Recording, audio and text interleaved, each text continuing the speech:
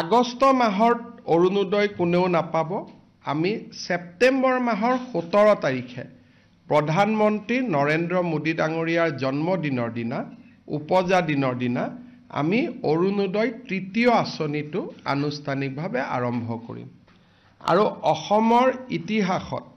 40 লাখ পৰিয়ালক সামৰি কেতিয়াও আগতে এনেকুৱা কোনো আঁচনি গ্ৰহণ কৰা হোৱা নাছিল আৰু এইবাৰ আঁচনিটো লৈ আমি প্ৰত্যেক ঘৰ মানুহৰ দুৱাৰ মুখত গৈ আমি উপস্থিত হ'ম যে আপুনি অৰুণোদয় পাইছে আপোনালোকে সকলোৱে জানে যে আমাৰ 2019 চনৰ বাজেটত আমি প্ৰথমবাৰৰ বাবে অৰুণোদয় আঁচনি ধাৰণাটো ৰাইজৰ সন্মুখলৈ লৈ আহিছিলোঁ আৰু তেতিয়া আমি এজন অৰুণোদয় হিতাধিকাৰীক 830 টকাকৈ পৰিয়াললৈকে আমি প্ৰেৰণ কৰিছিলোঁ সেইটো আছিল অৰুণোদয় 0.1 চৰকাৰ গঠন হোৱাৰ পিছত আমি অৰুণোদয়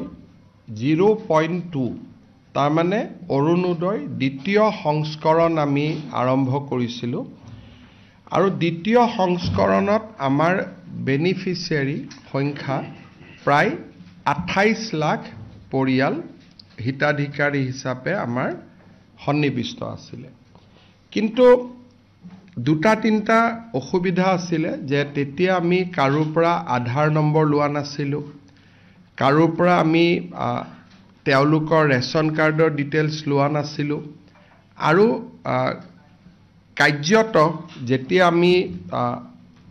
এটা সমীক্ষা কৰিছিলোঁ জৰীপ কৰিছিলোঁ তেতিয়া আমি দেখা পাইছিলোঁ যে বহু হিতাধিকাৰী যি ধৰণে গাঁৱত আমি পাব লাগে তেনেকে আমি পাবও পৰা নাছিলোঁ বা কিছুমান হিতাধিকাৰী হিচাপে যি যোগ্য নহয় তেওঁলোক হিতাধিকাৰী হৈ আছিল আৰু এবাৰ মই আপোনালোকক কৈছিলোঁ যে বহুত চৰকাৰী কৰ্মচাৰীও অৰুণোদয় লৈ আছিল সেইকাৰণে আমি যেতিয়া অৰুণোদয় 3 আঁচনিটো আমি আৰম্ভ কৰিলোঁ তেতিয়া তাক আমি সম্পূৰ্ণ ব্যৱস্থিত কৰিলোঁ আমি প্ৰথম বাৰৰ বাবে অসমৰ প্ৰত্যেকটো পুলিং বুথৰ জনসংখ্যা অনুসৰি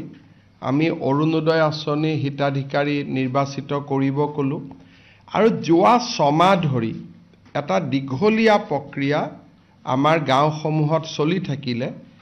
আৰু এতিয়া প্ৰত্যেকজন অৰুণোদয় হিতাধিকাৰী যেটো পইণ্ট 3 ৰ কাৰণে নিৰ্বাচিত হৈছে তেওঁলোক আধাৰৰ সৈতে জড়িত এপিক কাৰ্ডৰ সৈতে জড়িত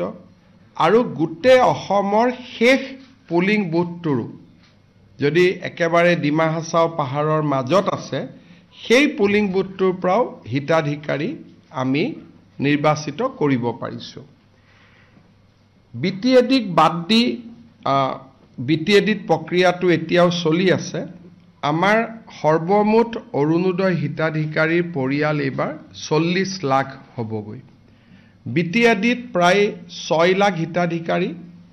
বাকি নন বিটিএডি অঞ্চলত 34 লাখ হিতাধিকাৰী আৰু এই গোটেই ডাটাবেছটো আমি চৰকাৰী কৰ্মচাৰীৰ লগত আমাৰ মুখ্যমন্ত্ৰী লোকসেৱা আয়োগ যোজনাৰ লগত বহুত কেইটা ডাটাবেছৰ লগত আমি ইয়াক মেটচ কৰাইছিলোঁ যাতে এজনো অযোগ্য হিতাধিকাৰীয়ে এই আঁচনিত সোমাব নোৱাৰে যোৱাকালি আমি এই গোটেই অৰুণোদয় দ্বিতীয় আঁচনিটোৰ আৰু পৰা তৃতীয় আঁচনিলৈ আমি যোৱাৰ বাবে যিখিনি ব্যৱস্থা আছিল তাক আমি সম্পূৰ্ণ কৰিলোঁ আৰু জুলাই মাহৰ পৰা আমি অৰুণোদয় দ্বিতীয় আঁচনিটো আমি সামৰণি মাৰিলোঁ এতিয়া গোটেই এই মাহটো আগষ্ট মাহটো আমাৰ নৱনিৰ্বাচিত পঞ্চায়তৰ প্ৰতিনিধিসকল বা জিলা উপায়ুক্তৰ প্ৰতিনিধি প্ৰত্যেকজন অৰুণোদয় হিতাধিকাৰীৰ ঘৰলৈকে যাব মোৰ পৰা এখন পত্ৰ লৈ যে আপুনি অৰুণোদয়ৰ বাবে নিৰ্বাচিত হৈছে আৰু অকল খালি পত্ৰখন দিবৰ কাৰণে অলপ বেয়া লাগে কাৰণে লগত এখন আমি সৰু কিতাপো পঠাইছোঁ মহাপুৰুষ শ্ৰীমন্ত শংকৰদেৱৰ ওপৰত উপেন ব্ৰহ্মৰ ওপৰত মহাপুৰুষ মাধৱদেৱৰ ওপৰত APJ আব্দুল কালামৰ ওপৰত গোপীনাথ বৰদলৈৰ ওপৰত মূলা গাভৰুৰ ওপৰত ভগৱান শ্ৰী ৰামৰ ওপৰত গোপীনাথ বৰদলৈ লিখা এখন পুথি আছিল তাকো আমি পঠিয়াইছোঁ ৰাণী লক্ষ্মীবাই গমধৰ কোঁৱৰ লক্ষ্মীনাথ বেজবৰুৱা স্বামী বিবেকানন্দ এনেকে চিঠিখনৰ লগত এখন সৰু আমি কিতাপো দি পঠাইছোঁ যিহেতু এইবাৰ আমি কিতাপৰ বৰ্ষ পালন কৰি আছোঁ তাৰমানে 40 লাখ পৰিয়ালত এখন পঢ়িবৰ কাৰণে কিতাপো গৈ পাবগৈ এই অৰুণোদয় তৃতীয় আঁচনিটো এই গোটেই প্ৰক্ৰিয়াটো সমাপন কৰোঁতে আমাক এমাহ লাগিব ঘৰত গৈ আমি গোটেইখিনি দিওঁতে আগষ্ট মাহৰ অৰুণোদয় কোনেও নাপাব আমি ছেপ্টেম্বৰ মাহৰ 17 তাৰিখে প্ৰধানমন্ত্ৰী নৰেন্দ্ৰ মোদী ডাঙৰীয়াৰ জন্মদিনৰ দিনা উপজা দিনৰ দিনা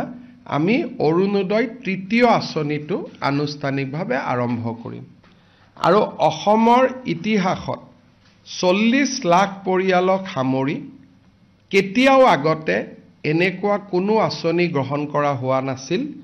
আৰু এইবাৰ আঁচনিটো লৈ আমি প্ৰত্যেক ঘৰ মানুহৰ দুৱাৰ মুখত গৈ আমি উপস্থিত হ'ম যে আপুনি অৰুণোদয় পাইছে এইবাৰৰ পৰা প্ৰত্যেকটো ব্লকত এজন অৰুণোদয় সহায়ক থাকিব কেতিয়াবা যদি কাবাৰ KYC হোৱা নাই কেতিয়াবা কোনোবাই টকাটো যোৱা নাই তেওঁলোকে অভিযোগ দিব পাৰিব আৰু এটা পৰ্টেলো মুকলি হৈ থাকিব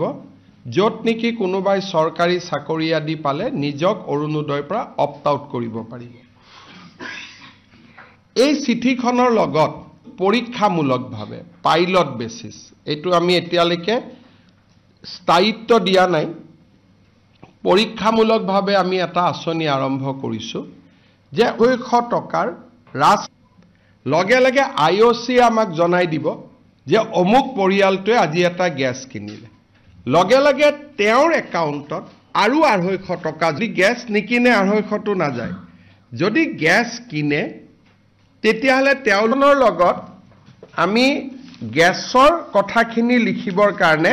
লগত এখন ফৰ্ম পঠিয়াম চিঠিখন যেতিয়া গাঁৱত তেওঁলোকে লৈ যাব চিঠিখনো দিব লগতে ক'ব যে আৰু এটা আঁচনি আপোনালোকৰ কাৰণে আহিছে ডিটেইলছটো দিয়ক কানেকশ্যন নম্বৰটো লাগিব তেতিয়াহে IOCৰ লগত আমি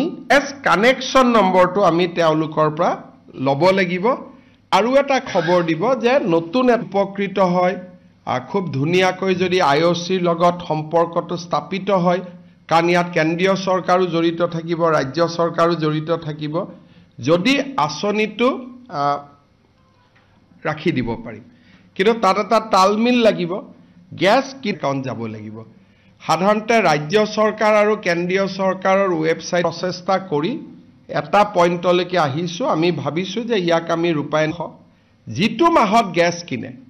তেওঁলোকে আৰু 250 তাৰমানে যিটো মাহত নিকিনে মাহত এটা গ্যাস নিকিনে যদি গ্যাস নিকিনে বেনিফিচিয়াৰী বেনিফিটটো পাই থাকিব